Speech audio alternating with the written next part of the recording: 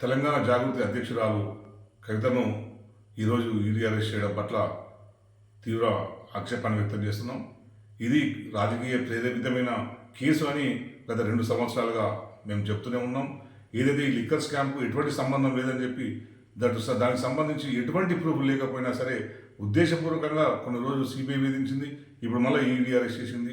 ఇట్లా ప్రతిపక్ష పార్టీలు తమ దారికి రాని పక్షంలో వాళ్ళందరి మీద కేసులు పెట్టడం, వాళ్ళని జైలు పంపడం దేశంలో పరిపాటి అయిపోయింది.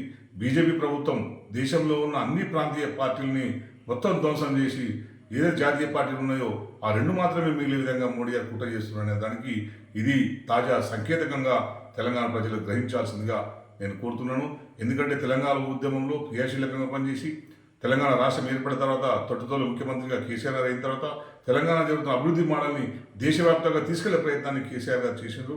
ఇప్పుడు మళ్ళీ పార్లమెంట్ ఎలక్షన్స్ వస్తున్నాయి కనుక అదే ఎజెండాతో కేసీఆర్ గారు ముందుకు వస్తే తమకు దేశంలో ఇంకా పుట్టగతులు ఉండమని చెప్పి కేసీఆర్ గారి లాంటి వ్యక్తి కనుక ఎదిగితే మోడీకి ప్రమాదకరమని గ్రహించి కేసీఆర్ గారిని మానసికంగా నిర్వీర్యం చేయడానికి, ఆయన మనోనిబ్బరాన్ని దెబ్బతీయడానికి కవిత గారిని అరెస్ట్ చేసినట్టు కల్పిస్తుంది. దీన్ని మేము తీవ్రంగా ఖండిస్తాం. ఇటువంటి రాజకీయ కక్షలకు ప్రభుత్వ సంస్థలు ఈడీ, సిబిఐలు ఉపయోగపడడం అనేది ప్రజాస్వామ్యానికి గుడ్డలు పెట్టలాంటిది. దేశ ప్రజలు ఇప్పుడు ఎలక్షన్లు కూడా ముందుకు వస్తున్నాయి. అందరూ గ్రహించండి, మోడీ దేశ ప్రజలకు ఎక్కడ కూడా సంక్షేమం గురించి ఎక్కడ మాట్లాడు. మోడీ దేశ ప్రజలకు మోడీ వల్ల జరిగిన ఒక్క సంక్షేమం కూడా చెప్పుకోవడానికి కూడా ఏం లేదు.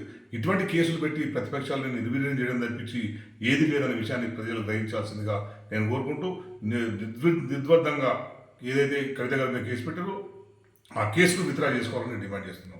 సమస్య లేని ఇల్లు ఉండదు, పరిష్కారం లేని సమస్య ఉండదు. బంధాలు గొప్పవి, బాధలు చిన్నవి. మీ సమస్యని మేము పరిష్కరిస్తాం. రండి, మాట్లాడుకుందాం.